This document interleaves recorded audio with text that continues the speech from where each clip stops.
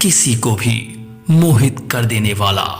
अतीव सुंदर बालक जैसा रूप, साथ ही साथ वकालत जैसी उच्च स्तरीय शिक्षा प्राप्त करने के बाद भी बजाय वकालत करके धन अर्जित करने के स्थान पर कोई धर्म का प्रचार प्रसार करे, यह बात लोगों में संदेह उत्पन्न कर रही थी। इतना मनमोहक है दिखने में और इतना शिक्षित भी है, फिर भी पता नहीं क्यों वकालत जैसी ऊंची डिग्री हासिल करने के बाद ये धर्म वर्म के चक्कर में पड़ गया।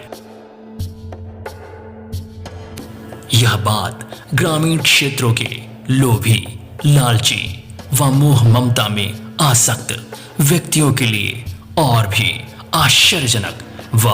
अविश्वसनीय थी। कोई भी व्यक्ति,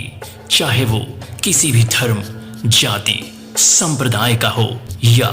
वर्ग से हो, वो अपने में चाहे कितना भी बड़ा विद्वान, तांत्रिक, योगी, महात्मा क्यों न हो, बड़े ही आसानी से धराशायी हो मेरे अर्थात इस सदानंद नामक शरीर के द्वारा दिए जाने वाले शंका समाधान व दुर्लभ ज्ञान के समक्ष नत मस्तक हो जाता था। जनमानस में फैली भ्रांतियां जैसे जीव आत्मा परमात्मा का दर्शन हो ही नहीं सकता, या होगा भी तो इतनी घनघोर तपस्या के बाद कि उसे किसी के लिए भी कर पाना असंभव होगा। अरे भगवान का दर्शन कोई मजाक थोड़ी ना है। अरे असंभव है असंभव, और अगर होता भी होगा, मान ली होता भी होगा, तो बहुत घनघोर तपस्या करनी पड़ती होगी। और अगर किसी को हो गया तो वो ऐसे समाज में इधर उधर थोड़ी ना मंडराएगा, वो तो किसी जंगल, पहाड़, कंदरा में चला जाएगा। ये भ्रांतियां जनमानस में इस प्रकार अपना स्थान बना चुकी थी कि इसका उन्मूलन इतना आसान न था जितना समझा जा रहा था। इन भ्रांतियों को समूल उखाड़ फेंक कर इसके स्थान पर ठीक इसके प्रतिकूल सिद्धांत कि जीव आत्मा परमात्मा का बातचीत सहित प्रत्यक्ष साक्षात दर्शन होता है,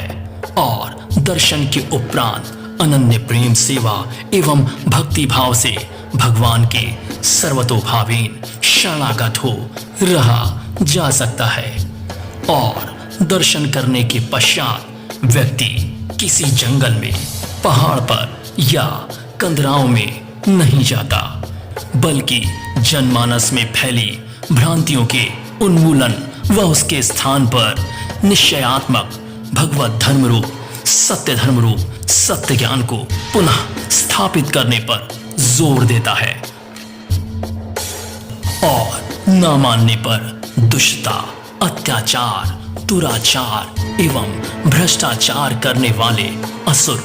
राक्षस रूपी दुष्टों का दलन करना,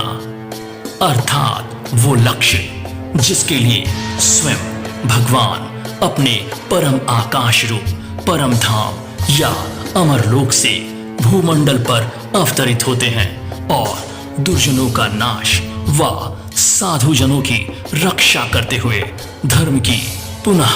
स्थापना करते हैं।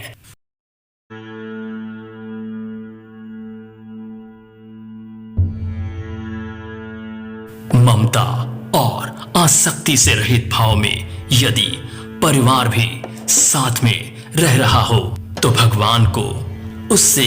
कोई गिला नहीं, बशर्ते कि भगवान के शरण में रहने वाला ममता, मोह, आसक्ति को काट कर ही रहे, अन्यथा भगवान उसे स्वयं इससे पार पाने का उपाय देता है।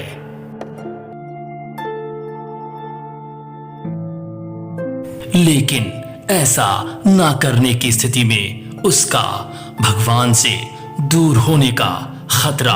बना रहता है, जिससे भगवान एवं सद्गुरु में नाना प्रकार से भ्रांतियां दिखाई देने लगती हैं और विश्वास व आस्था में कमी आने लगती है